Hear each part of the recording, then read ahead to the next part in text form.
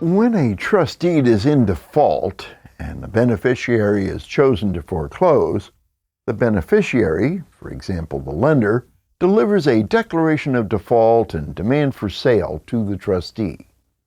The declaration contains instructions directing the trustees to initiate foreclosure on the secured real estate as authorized under the power of sale provision contained in the trust deed.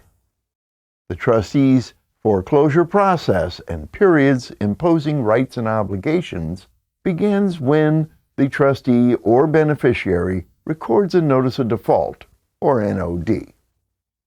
Once the NOD is recorded, the trustee is to strictly follow statutory notice requirements.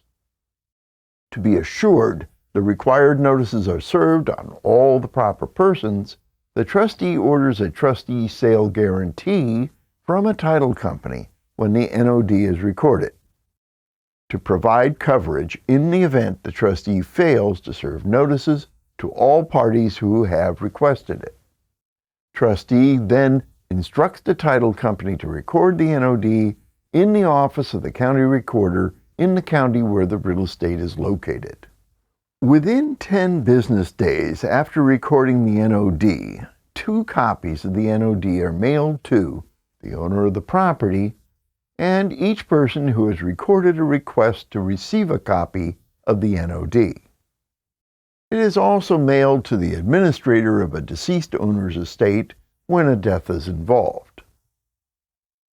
Now, who would want to be notified of the recording of an NOD? Well, generally, this would be a junior mortgage holder whose security interest would be at risk in the instance of a default on the senior payments. Any person interested in obtaining a copy of the NOD, who will not automatically receive one, records a request for NOD, RPI Form 412-1. Further, within 1 month after recording the NOD, the trustee sends a copy of the NOD by registered or certified mail and another copy by first-class mail to holders of a recorded interest in the secured property. As a matter of best practices, a trustee depositing the NOD into the mail is to prepare a proof of service and include a copy of the form with the NOD in each mailing. Before we conclude this section, let's take a moment to become familiar with the contents of an NOD. The NOD contains statutorily mandated statements which set forth the monetary default on the note or other obligation secured by the trust deed. The NOD does not need to state the actual amount of the monetary defaults, just the nature of the present defaults.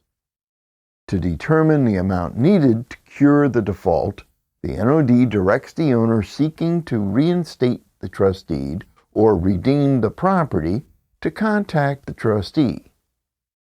In this way, the trustee insulates the beneficiary from all direct contact with the owner or junior lien holder after the date of the NOD is recorded until canceled or a trustee sale takes place. Lastly, for 1 to 4 unit residential property, a summary of key information contained in the NOD needs to be attached to the NOD. This is RPI Form 471-1. Summaries do not have to be published or recorded. And if the mortgage was originally negotiated in one of 5 languages other than English, the summary is to be provided in that language.